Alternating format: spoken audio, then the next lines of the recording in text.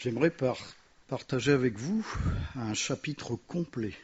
Alors, on ne va pas le lire, mais on va aller piocher de temps en temps dans ce chapitre. Alors, ce qui est incroyable, c'est que j'ai intitulé cette prédication « Confier sa vie à Dieu ». C'est bizarre. Alors bien sûr, quand on parle de confier sa vie à Dieu, il y a un petit mot derrière qui vient, c'est la confiance. Et le texte qu'on va prendre, il n'est pas anodin, bien sûr on connaît, c'est le moment où Paul dit qu'il doit aller devant César. Et bien sûr on emmène Paul devant César, et en ce temps-là, il n'y avait pas de TGV, il n'y avait pas d'avion, on y allait en bateau. D'accord. Donc on va juste prendre le début, les deux premiers versets. Lorsqu'il fut décidé que nous nous embarquions pour l'Italie, on remit Paul et... Acte 27. Excusez-moi, j'étais déjà parti.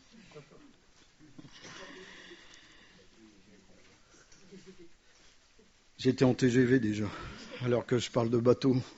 Lorsqu'il fut décidé que nous nous embarquions pour l'Italie, on remit Paul et quelques autres prisonniers à un centenier de la cohorte Auguste, nommé Julius. Nous montâmes sur un navire d'Adrimatite qui devait côtoyer l'Asie, et nous partîmes, ayant avec nous Aristarque, macédonien, et de Thessalonique. Alors, ici, Paul et ses amis, on va dire, vont effectuer une traversée afin de se rendre à Rome. C'est bien expliqué. C'est une réalité historique, mais c'est aussi l'image des hommes qui naviguent sur la vie et sur les eaux mouvementées du monde actuel. Dieu ici propose de rencontrer, il propose de le rencontrer. Vous allez voir de quelle manière tous les occupants du bateau vont rencontrer l'Éternel. Bien sûr, il propose de le rencontrer pour les amener à bonne destination.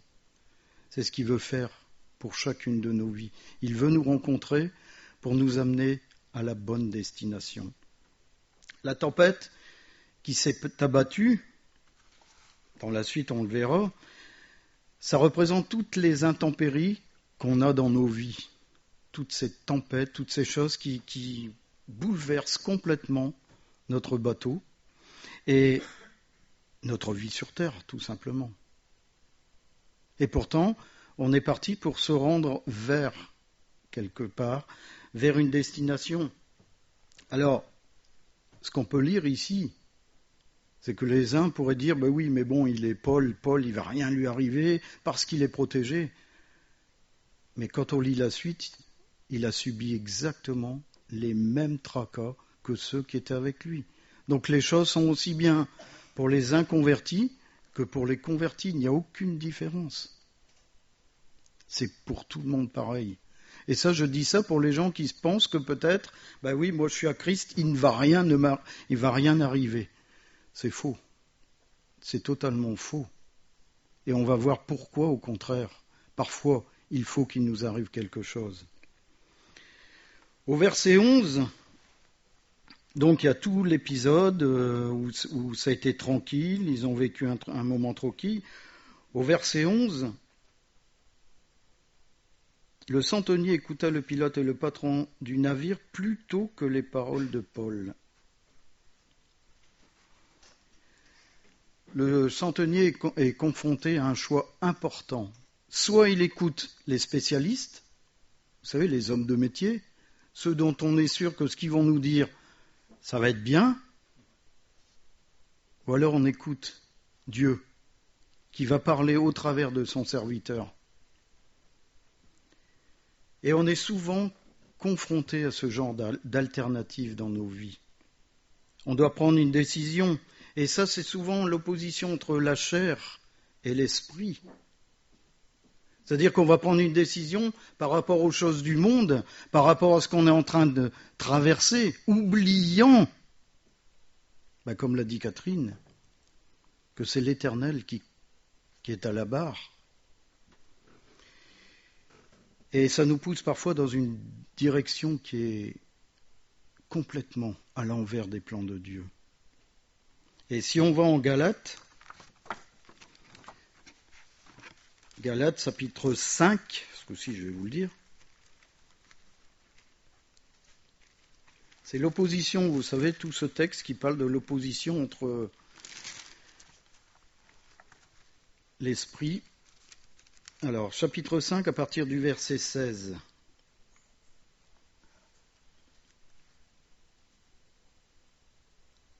Racheter. Je dois pas être bon. Ah, je suis en Éphésiens, c'est sûr. Ouais. Je suis allé un petit peu trop loin.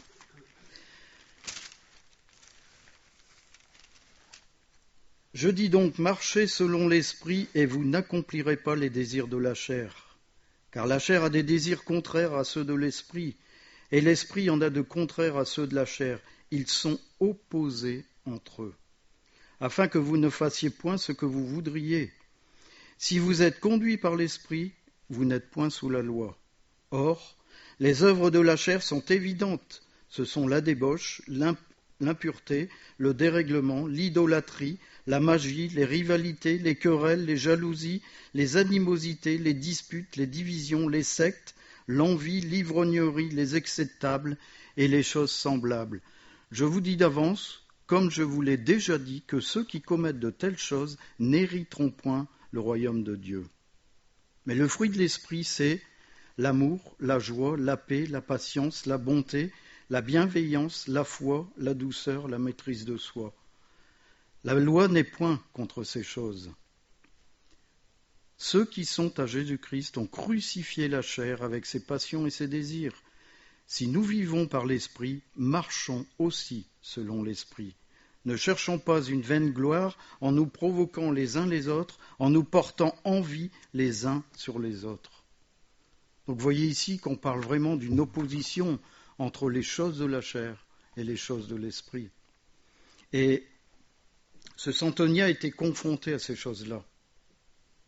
Il a été confronté aux choses terrestres, à peut-être l'expérience humaine, plutôt que d'écouter Paul, qui lui avait une expérience céleste au travers de Dieu. Et ce qu'on peut remarquer, c'est que souvent on est pressé à faire des choses qui sont complètement déraisonnables. Et c'est Dieu qui nous presse à faire ces choses complètement déraisonnables. Alors vous allez vous dire, mais qu'est-ce qu'il va nous dire ? Et bien sûr, elles sont déraisonnables et elles sont passages sur le plan humain, sur le plan de ce monde, parce que ça va à l'opposé des choses du monde. Quand on parle de pardon, quand on parle de grâce, quand on parle de miséricorde, quand on parle d'humilité, quand on parle de renoncement à soi-même, c'est absurde. Ça veut peut-être dire qu'on n'a pas de caractère, mais ça ne veut pas dire ça du tout. Ça consiste en fin de compte à s'humilier et reconnaître qu'on n'est rien face à la majestuosité de Dieu, face à la grandeur de Dieu. Ça veut dire qu'on dépend de lui. C'est ce que ces versets commencent à dire tout doucement. Et bien sûr que ce qu'on va faire, ça va être complètement opposé à l'esprit de ce monde, puisque l'esprit de Dieu est opposé à l'esprit de ce monde. Est-ce que ce matin on est opposé à l'esprit de ce monde ? Est-ce que quelque part on n'est pas fou par rapport à ce monde et intelligent par rapport à Dieu ? Est-ce que j'obéis à Dieu plutôt que d'obéir au monde ? Ce centenier va obéir aux hommes et on va voir jusqu'où ça va l'amener. On a eu Abraham qui, concernant sa postérité nombreuse, qui a voulu faire et remplacer les plans de Dieu en disant, ben voilà, mon héritier sera Eliezer, parce que Sarah ne pourra jamais avoir d'enfant. Voilà, je vais choisir Eliezer comme mon fils adoptif. Et même en ayant eu les plans clairement de Dieu devant ses yeux, il a écouté sa femme. Sa femme qui lui a dit, écoute, moi je suis trop vieille, va vers Agar, ma servante. Même lui, qui, comme le dit, il avait une intimité aussi avec Dieu. Il a préféré écouter la voix qui était en lui et qui lui disait, je vais écouter ma femme. Et parfois dans nos vies, c'est exactement la même chose. On trouve ce texte en Genèse chapitre 16 verset 2, et Sarai dit à Abraham, « Voici l'Éternel m'a rendu stérile, viens, je te prie, vers ma servante, peut-être aurai-je par elle des enfants. » Abraham écouta la voix de Sarai. Et voilà, il a écouté la voix de sa femme plutôt que d'écouter la voix de Dieu. Et peut-être qu'aujourd'hui, comme Abraham, on a tendance à écouter les voix humaines, les voix discordantes, qui nous disent de faire autre chose. Et parfois on prie, on dit Seigneur, voilà, je te donne ma vie, je te donne ceci, je te donne cette situation. Il y a quelqu'un qui arrive et qui nous dit pourquoi tu fais ça? Moi j'aurais fait ça. Et puis comme ça nous arrange, on va dire ça vient de Dieu. Et puis on suit ce que la personne nous a dit. Puis dès que ça commence à être un petit peu catastrophique, on s'aperçoit que ça ne vient pas de Dieu.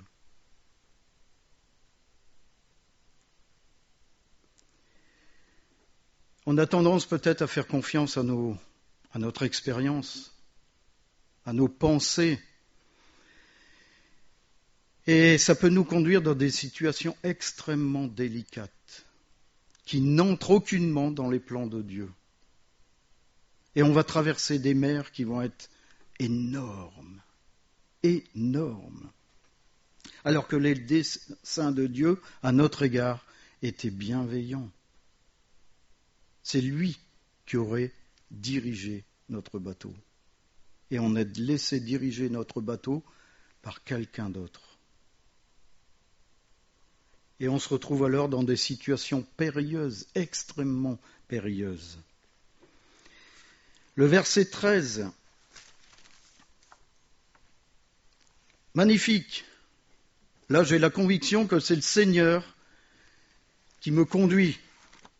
Un léger vent du sud vint à souffler, et se croyant maîtres de leur dessein, ils levèrent l'ancre et côtoyèrent de près l'île de Crète. Un léger vent du sud. Merci Seigneur, je suis ce que tu me dis de faire, puisque c'est toi qui m'envoies. Oui, ils n'ont aucune contradiction, tout va très bien, dans le meilleur des mondes. On a l'impression qu'on a pris la bonne décision. Et ils sont rassurés, faussement rassurés, sur la décision qu'ils ont prise. Et en fait, ils ont dit, voilà, tout compte fait, j'ai bien fait d'aller dans ce sens-là. Et c'est souvent ce qu'on fait dans nos vies. On a l'impression que, oui, je peux contrôler cette situation-là. Je peux en contrôler la destinée, puisque tout se passe bien pour l'instant. Et quand on n'écoute pas les indications de la parole de Dieu, qu'on s'oriente vers nos penchants et les penchants de son cœur, on peut parfaitement bénéficier pendant un moment d'événements favorables qui nous donnent l'impression que oui, on est dans les plans de Dieu. Et on en déduit bien sûr que le Seigneur bénit et approuve cette situation. Voilà. Merci Seigneur parce que je suis dans tes plans.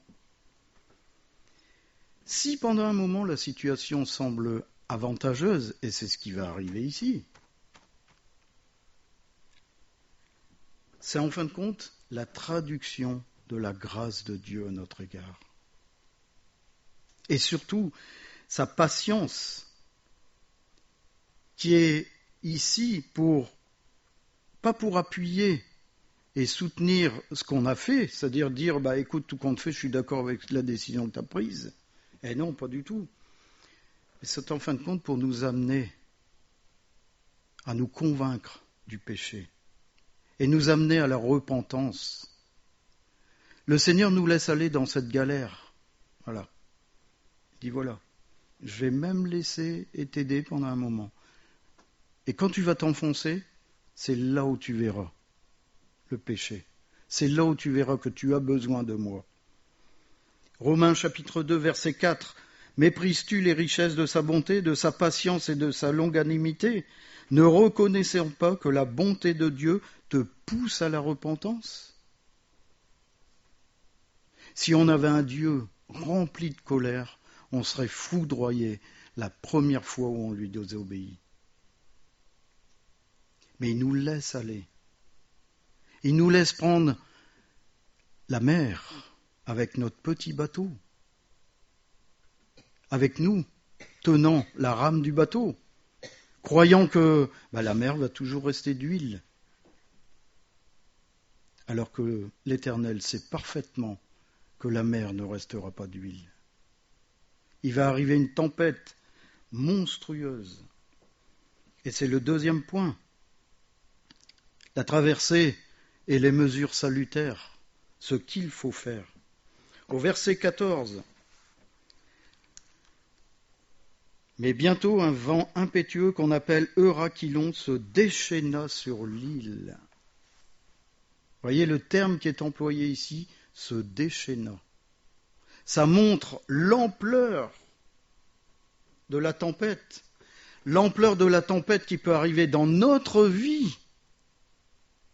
Et qu'est-ce qu'on va faire si on est parti à l'encontre des commandements de Dieu? Qu'est-ce qu'on va faire si je me résigne à dire c'est moi qui conduis ma vie, c'est moi qui tiens le manche? Vous allez comprendre pourquoi je dis ça. C'est moi qui tiens le manche.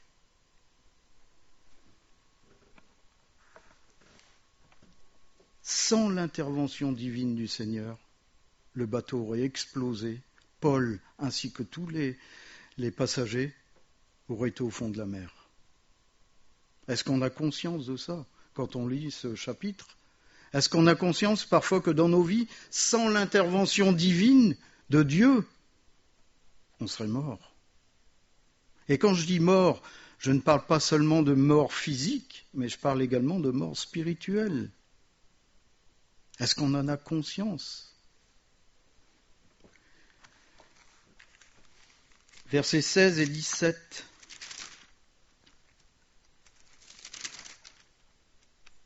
Nous passâmes au-dessous d'une petite île nommée Clauda, et nous eûmes de la peine à nous rendre maîtres de la chaloupe.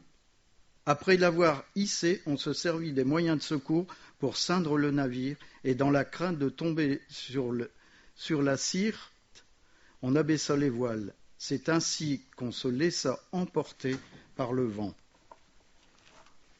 Des mesures sont prises afin de lutter contre les éléments. Bien sûr, quand on lit ces deux versets sont extrêmement précieux. Ces versets nous indiquent ce qu'il faut faire dans notre vie pour l'intervention divine. On va voir ça ensemble. Premièrement, le premier jour de la tempête, bizarrement, c'est bizarre.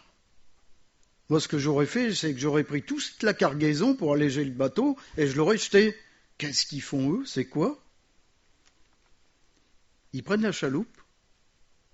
Après avoir ils ont hissé la chaloupe à l'intérieur du bateau. Vous savez, la petite chaloupe, le bateau de secours, qui est traîné par le bateau avec une corde de 10 mètres de long.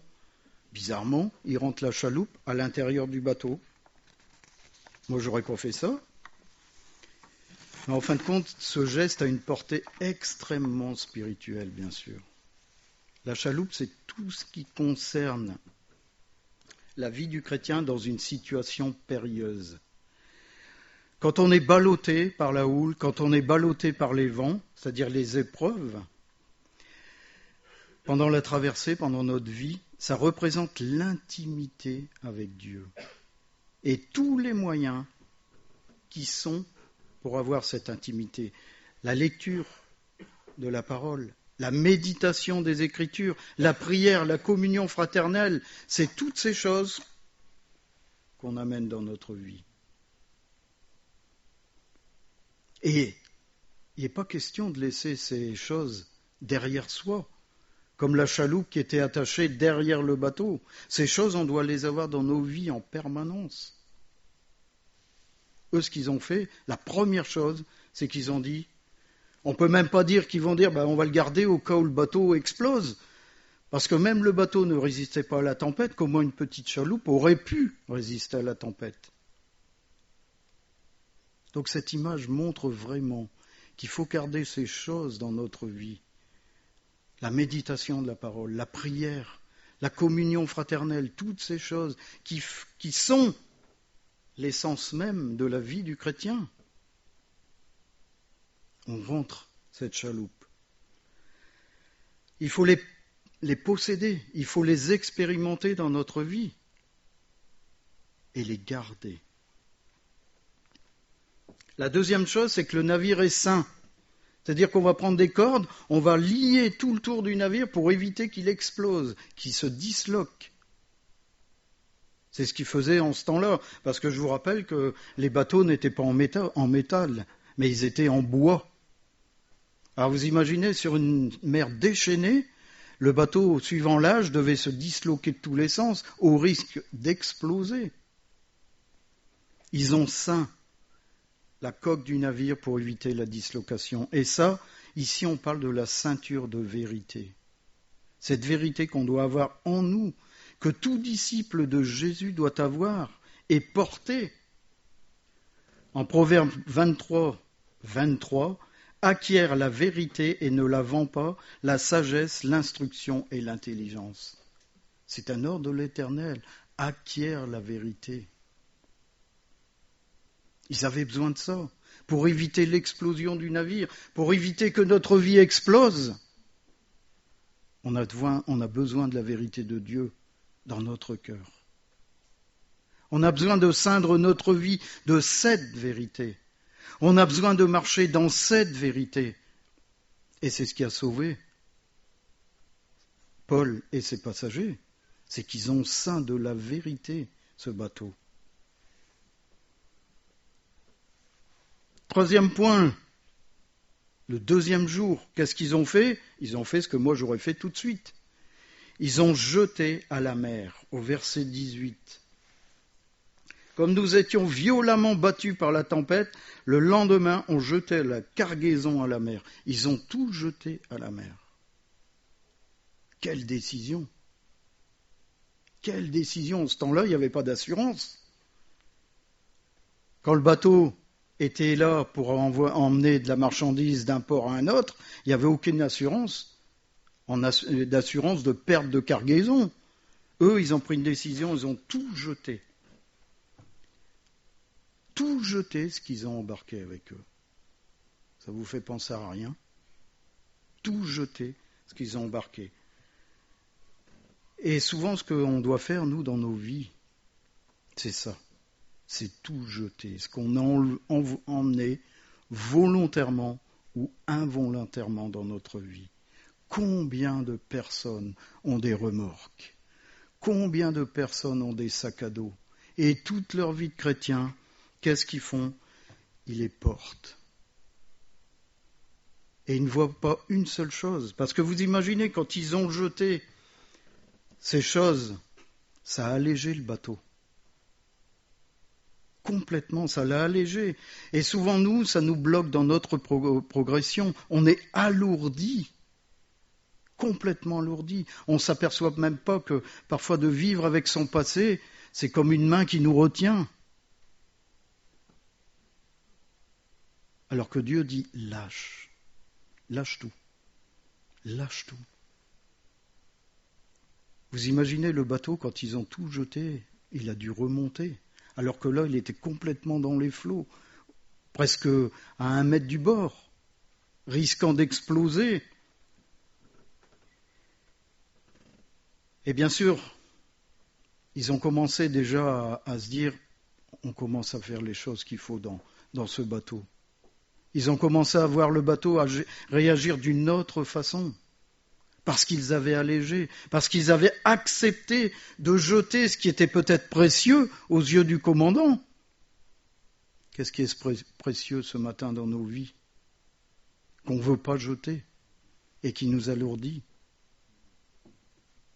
Parce que c'est à nous.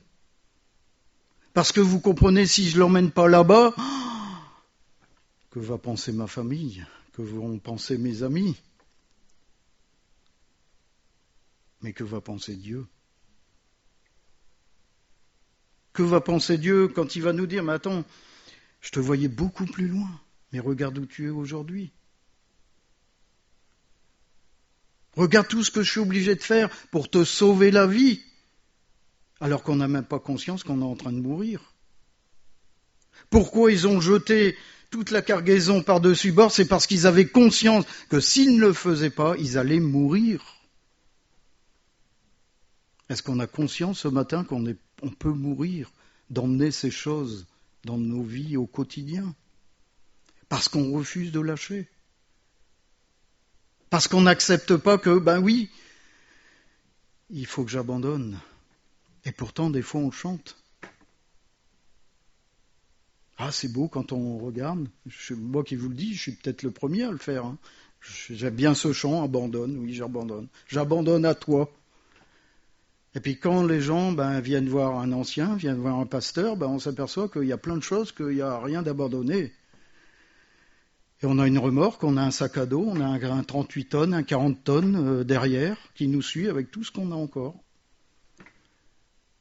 Et puis, mais Seigneur, j'arrive pas à avancer dans ma vie de chrétien. Eux, ils ont pris cette décision, ils ont dit, on jette tout. Alors, de quoi? Qu'est-ce qu'il faut jeter? Qu'est-ce qu'il faut jeter? Parce que je suis en train de parler oui, il faut jeter tout. Le péché dont on ne veut pas se détacher et qu'on vit avec complaisance. C'est-à-dire, le Seigneur va agir un jour. À la femme adultère, Jésus a dit, va et ne pêche plus. Qu'est-ce que ça veut dire? Qu'est-ce que ça veut dire? Ça veut dire qu'à un moment donné, on a conscience d'un péché, on dit, Seigneur, je te donne ce péché, et on fait demi-tour. Alors que parfois, on est bien dedans, tout va très bien, le Seigneur va agir un jour, on peut mourir, et le Seigneur n'aura jamais agi. Parce que le Seigneur va regarder une chose, c'est l'honnêteté de notre cœur. Il va regarder, oui Seigneur, j'en ai marre d'être comme ça. J'ai vécu une chose, et je vous l'ai déjà dit. Et tant que je n'ai pas dit, Seigneur, j'en ai marre d'être comme ça, le Seigneur n'a jamais agi. Et ça m'emmenait dans des profondeurs effroyables. Mais le jour où j'ai pris la décision de dire, j'en ai marre, Seigneur, agis. Et quand j'ai dit ça, j'ai fait l'opposé de ce que je faisais avant. Et c'est parti. Et c'est pas moi qui l'ai enlevé. Parce que j'en aurais été incapable. J'ai été complètement aveuglé. Mais le Seigneur a enlevé. Et on en subit les conséquences, bien sûr, de ces péchés. Parce qu'on désobéit. En Psaume 32, versets 3 et 4, « Tant que je me suis tu, mes os se consumaient. » C'est-à-dire, tant que j'en parlais pas avec le Seigneur, voilà, je vis dedans, tout va très bien. Mes os se consumaient, je gémissais toute la journée parce que j'étais conscient que j'avais ce péché sur mon cœur. Parce que j'étais conscient que c'était une racine d'amertume. Toute la journée. C'était pas toute la journée. C'était toute la journée, parfois toutes les nuits. Se réveiller avec cette conscience de dire, il faut que je règle ça avec le Seigneur. Et le lendemain, je me réveillais, ça va aller, le Seigneur va agir. Car nuit et jour, ta main s'appesantissait sur moi. J'avais cette conscience de péché. C'est effroyable. J'espère qu'un jour, vous connaîtrez cette chose. Si vous avez un péché que vous avez du mal à évacuer, j'espère qu'un jour, que la main du Seigneur va s'appesantir sur vous. S'il fait ça, vous pouvez le remercier, parce que ça va vous sauver. Ma vigueur n'était plus que sécheresse, comme celle de l'été. Moi, je parle ici de ma vigueur spirituelle. Elle chutait. Elle chutait complètement. Complètement. Et j'avais dans ma tête, le Seigneur va agir. Il n'a jamais agi. La deuxième chose, c'est un fardeau qui accable, afflige excessivement. Et là, en Lamentation 3, versets 19 et 20, « Quand je pense à ma détresse et à ma misère, à l'absinthe et au poison, quand mon âme s'en souvient, elle est abattue au-dedans de moi. » On a parfois des fardeaux, des choses qui nous pèsent, des choses qu'on a du mal à partager et qu'on va traîner dans notre morgue, dans notre sac à dos, parce qu'on a du mal à le partager. Peut-être que ça nous touche personnellement, peut-être que ça touche quelqu'un d'autre, et on vit avec ça. Et le Seigneur dit, mais non, jette ça. Jette ça. Il faut t'en débarrasser. Encore une chose, les mauvaises habitudes religieuses qui empêchent et étouffent l'expression de l'esprit dans notre vie. Vous savez, tous les guirlandes, toutes ces choses qu'on met qui ne servent à rien.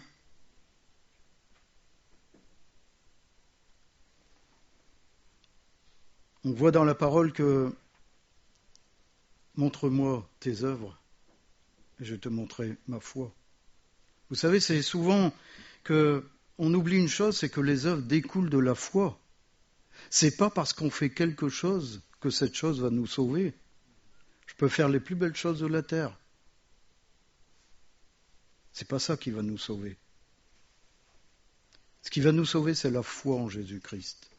Ça va nous sauver. Et parfois, on a plein de choses qui sont complètement accessoires, qui ne servent absolument à rien. Et on oublie l'essentiel. On oublie la petite chaloupe, la méditation de la parole. On oublie la prière. On oublie la communion fraternelle.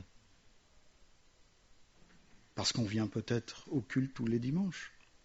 Parce qu'on vient peut-être aux études bibliques tous les mardis. Parce qu'on vient peut-être tous les vendredis aux réunions d'intercession. Parce que on fait. Parce qu'il faut faire. Le Seigneur s'en fiche royalement. Jésus-Christ, lui, a fait. Il a tout accompli pour nous. Il s'en fiche de ce qu'on fait. Quand je dis il s'en fiche, bien sûr, c'est une façon de parler. Parce qu'il regarde comment on vit. Mais lui a tout accompli pour nous. Il n'attend pas de nous quelque chose de fantastique. Il n'attend qu'une chose. Et on va le voir par la suite, c'est qu'on soit un jour avec lui, franc et honnête. Il attend que ça. Il ne va pas nous dire, ben voilà, vous avez à construire une église, vous avez à la remplir, et ensuite vous allez en construire une deuxième, vous allez annoncer la parole à droite, la parole... C'est peut-être absolument pas ce que l'Éternel attend de nous. L'Éternel attend une seule chose de nous, sois mon enfant.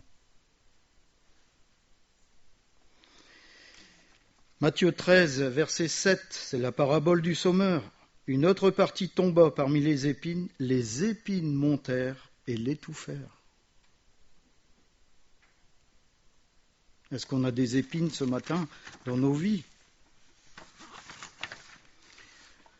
La dernière chose, qui n'est pas des moindres, c'est le superflu, le confort et l'aisance, procurés par les biens matériels. En 1 Timothée, chapitre 6, verset 10, « Car l'amour de l'argent est une racine de tous les maux, et quelques-uns, en étant possédés, se sont égarés loin de la foi, et se sont jetés eux-mêmes dans bien des tourments. » Comment réagissent nos frères qui sont dans des pays où on les persécute, où ils vivent dans des maisons où il y a encore la terre au sol, où elle est faite de torchis, où ils récupèrent l'eau comme ils peuvent? Eux, ils n'ont que le Seigneur. Le superflu, en fin de compte, et les richesses, ce n'est pas un problème en eux-mêmes. Le problème, c'est qu'est-ce qu'on en fait? Parce qu'on bénéficie, souvent beaucoup oublient qu'on bénéficie de la grâce, de la bienveillance de Dieu, au travers de ces richesses que le Seigneur nous permet d'avoir. En 1 Timothée, chapitre 6, verset 17, « Recommande aux riches du présent siècle de ne pas être orgueilleux et de ne pas mettre leur espérance dans des richesses incertaines, mais de la mettre en Dieu qui nous donne avec abondance toutes choses pour que nous en jouissions. » Le Seigneur n'est pas contre les richesses. Au contraire, il veut qu'on puisse en profiter. Il veut qu'on puisse profiter de ses largesses. On veut de tout ce qu'il nous donne, des nombreux bienfaits. Ce qu'il nous demande aussi, c'est de les gérer avec sagesse et intelligence. Qu'est-ce qu'on en fait de ces richesses? Et souvent, malheureusement, de cette abondance fait de nous des esclaves. On est esclaves de ces richesses, esclaves de l'argent. En 2 Pierre, chapitre 2, verset 19, ils leur promettent la liberté quand ils sont eux-mêmes esclaves de la corruption, car chacun est esclave de ce qui a triomphé de lui. Est-ce qu'on est esclave ce matin?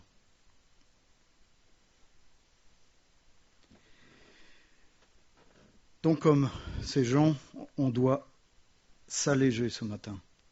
On doit jeter par-dessus bord tous les éléments nocifs et polluants qui sont dans nos vies. Je pense qu'il n'y a pas besoin de chercher loin, on sait chacun ce qu'il y a de polluant, ce qu'il y a de nocif. Qu'est-ce qu'il faut faire? C'est les reconnaître et les confesser à Christ, simplement.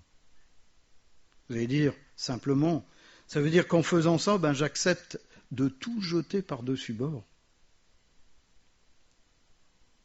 Si je confesse ces choses, ça veut dire que j'accepte de les prendre, de les jeter.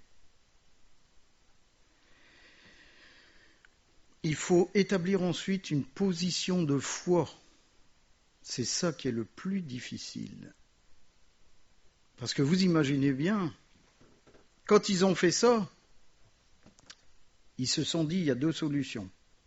Ou le bateau est encore plus léger, et là, c'est la mort assurée, ou alors, on a bien fait de le jeter par-dessus bord. Nous, on va se dire, oui, c'est le Seigneur qui m'a commandé de le faire. Je l'ai jeté, et on va se sentir tout de suite plus léger. Tout de suite plus léger. La position de foi, c'est de savoir que le Seigneur, à partir de ce moment-là, on a cette confiance de savoir que le Seigneur va agir dans la situation. Vous savez, c'est la différence entre quelqu'un qui attend, voilà, on attend, j'ai prié, j'attends, ou quelqu'un qui dit je vais agir. Et quand je dis je vais agir, c'est pas la bougeotte, c'est-à-dire de prendre la décision de libérer sa vie, de mettre toute chose à la lumière de Dieu. Toute chose à sa lumière. C'est ça la différence. Quand on accepte de mettre toute chose à la lumière, qu'est-ce qui va se passer? C'est qu'on va être léger. On va recevoir instantanément la paix. Parce qu'on va savoir et on va être persuadé que rien ne va plus entraver notre marche. Quand ils ont fait ça, ils avaient cette assurance que le bateau allait se lever et qu'il allait survoler les vagues. Et bien sûr, c'est ce qui s'est passé. C'est exactement ce qui s'est passé. Ceint de la ceinture, allégé, le bateau s'est relevé et il a traversé la tempête. Bien sûr qu'ils ont été secoués. Bien sûr qu'ils ont subi des choses incroyables. Mais ils sont restés vivants. Il y a une dernière chose. Bien sûr, j'ai oublié de vous lire Jean 8, verset 36. Si donc le Fils vous affranchit, vous serez réellement libre. C'est ce qui va se passer. Si vous avez tout jeté par-dessus bord, que vous avez dit au Seigneur, écoute, voilà, tu vois, j'ai fait le point, j'ai tout jeté, maintenant je te fais confiance. Voilà, la liberté est devant vous. Un point qui est essentiel et tout aussi difficile. Le 3e jour, le verset 19, c'est très important de lire ça. Et le 3e jour, nous y lançâmes de nos propres mains les agrès du navire. Alors, quand on lit ça, nous on se dit, ils ont jeté les agrès. Vous savez ce que c'est les agrès du navire? C'est tout ce qui sert à le diriger et le faire avancer. Ça veut dire qu'ils ont enlevé les voiles, ils les ont jetés. Ils ont enlevé le gouvernail, ils l'ont jeté. Tout ce qui servait à diriger le navire, tout ce qui servait à faire avancer au moyen du vent, les mâts, les voiles, ils ont tout cassé, ils ont tout mis par-dessus bord. C'est-à-dire que le navire était livré à lui-même, en plein milieu d'une tempête. Sur le plan spirituel, ça correspond à quoi ? C'est ce qu'on appelle ici le lâcher-prise.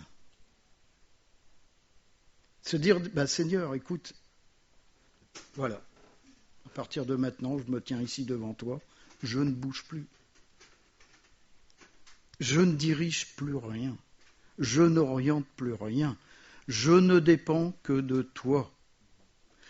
Imaginez, Alain pourrait l'expliquer, ce qu'est pour un marin d'enlever tout ce qui permet à conduire un navire. Qu'est-ce que ça représente pour un marin ? Et qui plus est en pleine tempête ? Il faut véritablement être gonflé. Mais ça prouve une chose aussi, c'est que ça les a poussés à l'extrême. Est-ce qu'on a besoin d'être poussé à l'extrême pour obéir à Dieu ? Est-ce que ce matin on a conscience de ça ? Est-ce que j'ai besoin d'être poussé à l'extrême pour obéir à Dieu ? Eux, ils ont été poussés à l'extrême. Pour un marin, enlever tout ce qui permet de diriger un bateau, c'est comme si vous montiez dans votre voiture maintenant, et moi, pendant le culte, je me suis amusé à démonter le volant. Il n'y a plus aucune direction. Vous ne pouvez plus aller ni à droite ni à gauche. Le bateau est livré à lui-même. Et en fin de compte, la cargaison jetée, les agrès jetés, il ne leur restait plus rien. Le bateau, il était sur la mer, livré à lui-même. Au milieu de la tempête. Est-ce qu'on fait ça, nous, quand on est au milieu de la tempête ? Est-ce qu'on lâche prise pour dire à Dieu, écoute, là, j'en peux plus. C'est à toi. Maintenant, vas-y. Gère.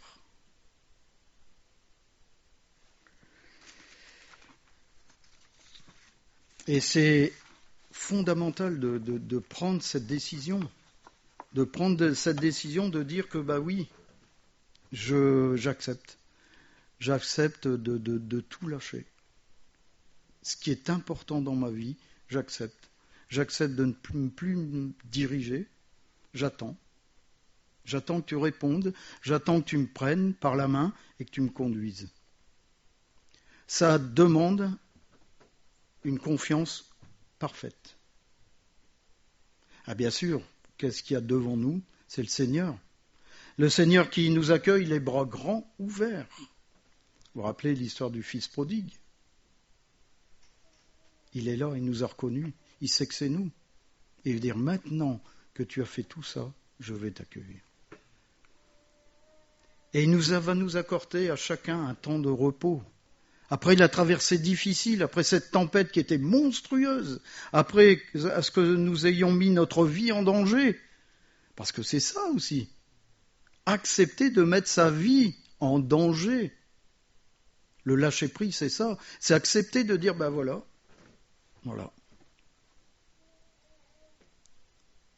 Quelqu'un qui a un haut rang social, qui accepte de s'humilier, qui accepte de tout lâcher prise devant le Seigneur, vous imaginez ce que ça ferait ?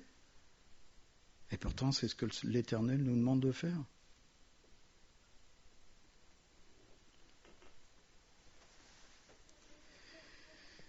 Alors, le 3e jour de la bourrasque, ça vous dit rien, le 3e jour ? Qu'est-ce qui se passe ? Les membres d'équipage sont plongés dans une obscurité incroyable. Il faisait noir. La tempête était encore là, mais ils connaissent en fin de compte une sorte de mort qui les environnait. Toutes ces ténèbres. Et bien sûr, humainement, on aurait pu penser que c'était dramatique. Ils étaient actuellement, et là, à ce moment très précis, incapables de faire quoi que ce soit. Et ça nous rappelle Jésus-Christ. Bien sûr. Jésus-Christ qui a été mis dans le tombeau. Mais avant, il a subi les conséquences des désirs de son Père. Bien sûr, il a accepté. Il a obéi à son Père. Il a été mis dans le sépulcre pendant 3 jours. Et le 3e jour, gloire à Dieu, il est ressuscité. Il a vu la lumière. Et aujourd'hui, il est en nous, avec une action vivifiante au travers de son Saint-Esprit. Paul et ses amis ont expérimenté ces choses. Ils se sont trouvés dans les ténèbres, ils se sont retrouvés dans une tempête monstrueuse. Bien sûr, Paul savait l'issue, mais les gens qui l'entouraient, qui n'étaient pas chrétiens, qui n'avaient aucune conscience de Dieu, ne savaient pas l'issue, ne connaissaient pas l'issue. C'est-à-dire qu'il allait être indemne et mené à bon port.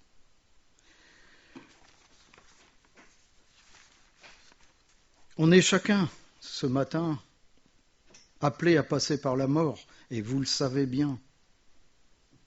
On est appelé à mourir à nous-mêmes. On est appelé à connaître cette nouvelle nature dont il est parlé dans la parole. On doit perdre cette nature charnelle, mais il y a toutes ces choses à faire avant, où il faut passer par-dessus bord toutes choses, où il faut couper les agrès de nos vies, où il faut se laisser porter et guider par l'Éternel. Et bien sûr, en retour, en ayant reçu toutes ces choses, on reçoit cette vie éternelle qui est promise en Jean 3,16. Mais le plus difficile est à faire avant. En Jean 10,10, le voleur ne vient que pour dérober, égorger et détruire. Moi, je suis venu afin que les brebis aient la vie et qu'elles soient dans l'abondance. C'est ce que le Seigneur veut nous donner ce matin, la vie. Alors si tu sais que ce matin, tu n'as pas la vie, il faut prendre les décisions de tout jeter par-dessus bord, d'entrer la chaloupe. Surtout avant, la première chose, entrer la chaloupe. Ensuite, tout jeter par-dessus bord, toutes choses par-dessus bord, même les choses les plus précieuses. Parce que dans ce bateau, il devait y avoir des choses précieuses. De dire, écoute, je jette tout. Tout, je jette tout. Et ensuite, couper. Ce qui fait que c'est moi qui dirige ma vie. Je coupe tout. Et je m'abandonne entre tes mains. Et bien sûr, on va connaître une issue favorable. Et il y a un truc quand même intéressant. Ils sont demeurés un long moment dans l'angoisse, la crainte, et jusqu'au point d'être pratiquement certains de ne pas être sauvés.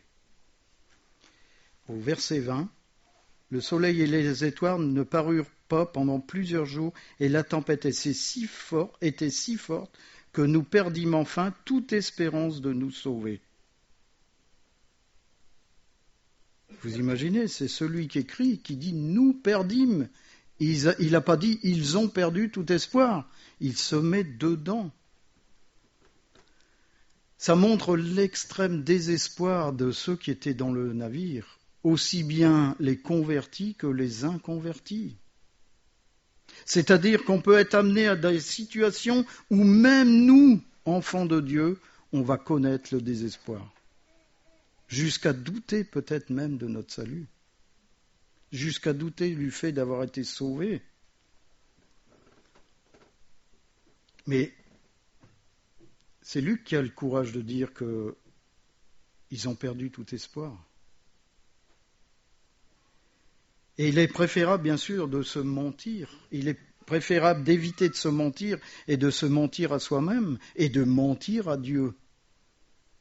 Il n'y a rien d'affligeant de dire au Seigneur, écoute, j'ai peur.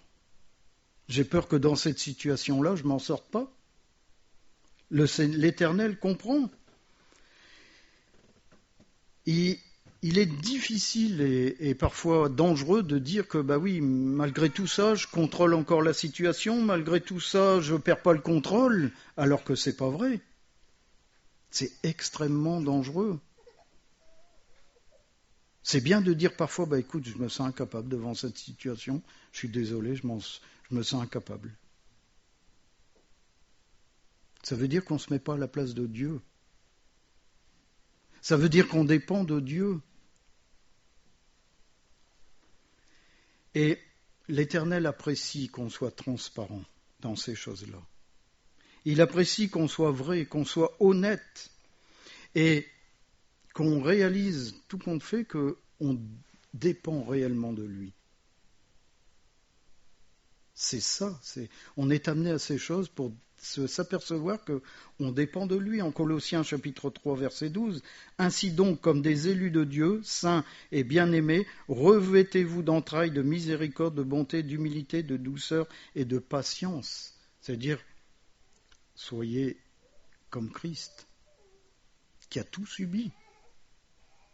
Il a tout subi. On est appelé à tout subir.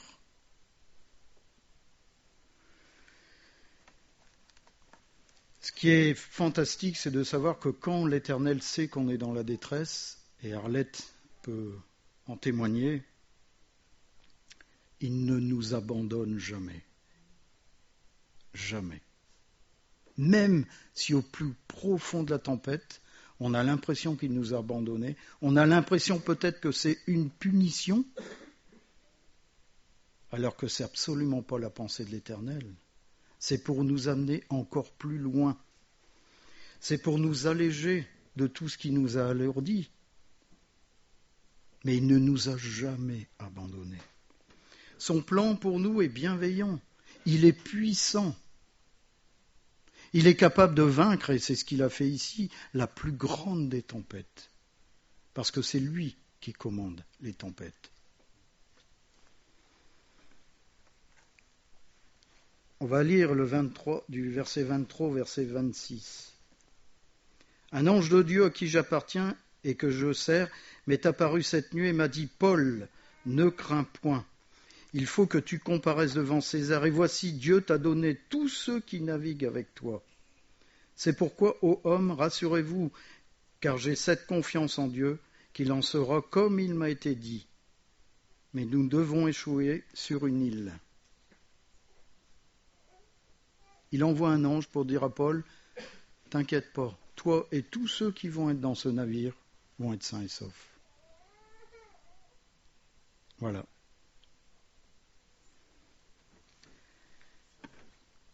L'Éternel a de la bonté pour qui espère en lui. Pour l'âme qui le cherche, il est bon d'attendre en silence le secours de l'Éternel. Lamentation 3, versets 25-26. On est parfois souvent dans ces moments où on crie, on hurle, on gesticule, alors qu'il suffit simplement d'attendre le secours de l'Éternel.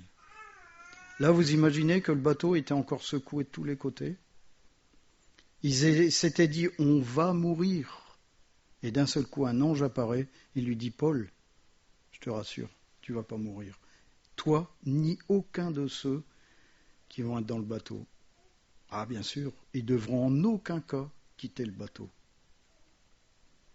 En aucun cas. Et ils vont faire échouer, bien sûr, le bateau. Et ils seront sains et saufs. Au verset 44, donc je vais lire avant. Les soldats furent d'avis de tuer les prisonniers de peur que quelques-uns d'entre eux ne s'échappent à la nage. Mais le centenier qui voulait sauver Paul les empêcha d'exécuter ce dessein. Il ordonna à ceux qui savaient nager de se jeter les premiers dans l'eau pour gagner la terre et aux autres de se mettre sur des planches ou sur des débris de navires. Et ainsi, tous parvinrent à terre, sains et saufs. C'est le but de l'Éternel, qu'on arrive sur sa terre, la Nouvelle Jérusalem, sains et saufs. Il est possible que ce matin, on est dans le même cas que Paul et ses congénères dans ce bateau. Il est possible qu'on subisse peut-être injustement des mauvais choix, parce qu'on a été guidé par une voie humaine, parce qu'on a été guidé par nos pensées. Il est sage ce matin de prendre les mêmes décisions que cet équipage a pris. Les mêmes décisions. Je ne vais pas les répéter, on les sait, on les connaît ce matin. Il faut savoir qu'il n'y a qu'une seule personne qui est capable de changer le cœur des gens. C'est Dieu. Même nous, on est incapable de se changer nous-mêmes. On a des décisions à prendre ce matin. Des décisions qui peut-être sont graves, parce qu'on ne sait peut-être pas que la tempête arrive, et la tempête va être énorme. Énorme. Il est judicieux de se remettre à la grâce de Dieu, de savoir qu'on a un Dieu qui écoute, de savoir qu'on a un Dieu qui est patient, mais de savoir aussi qu'on a un Dieu qui sauve. Ces gens ont été sauvés parce qu'ils ont obéi. Parce que pour une fois, ils ont écouté Paul. C'était pas Paul qui parlait, bien sûr. C'était l'Éternel qui parlait au travers de Paul. Ils ont obéi. Le résultat, c'est quoi? Ils ont été sains et saufs. Alors qu'un autre bateau, sans Paul à l'intérieur, sans la grâce de Dieu, se serait explosé. Bien avant cela, au premier jour de la tempête. Là, ils ont traversé toute une monstruosité de vagues, de vent qui les a chamboulés. Ils ont tout vidé. Tout. Ils ont tout coupé de telle manière à se retrouver sous la dépendance de cette tempête pour voir la main de l'Éternel les prendre, les soulever et les amener plus loin. C'est ce que veut faire l'Éternel ce matin dans vos vies, veut vous prendre, vous lever de là où vous êtes aujourd'hui et vous amener plus loin. C'est l'espoir que nous a donné Jésus-Christ en mourant sur la croix. Amen. Merci Seigneur pour la puissance de ta parole. Seigneur, il y a souvent des choses simples que nous lisons, mais tellement difficiles à prendre comme décision. Évacuer nos vies des poubelles qui traînent. Seigneur, que ce matin, par la puissance de ton esprit, tu parles, Seigneur. Que tu puisses montrer clairement ce qu'il y a jeté par-dessus bord. Seigneur, tu veux alléger les cœurs ce matin. Tu veux donner ta paix. Seigneur, que tu puisses couper les agrès de nos vies, afin que c'est toi qui nous diriges, qu'on devienne dépendant de ta bienveillance, Père. Seigneur, tu es Dieu, et rien ne prévaut sur toi, parce que tu conduis même les tempêtes, les plus effroyables qu'elles soient. Et parfois on est obligé d'y entrer, parce qu'on est désobéissant, parce qu'on est aveugle, et tu as besoin de nous faire traverser ces tempêtes. Seigneur, je te glorifie, parce que malgré tout, tu emmènes au bon port tout enfant qui s'humilie devant toi, Seigneur. Amen.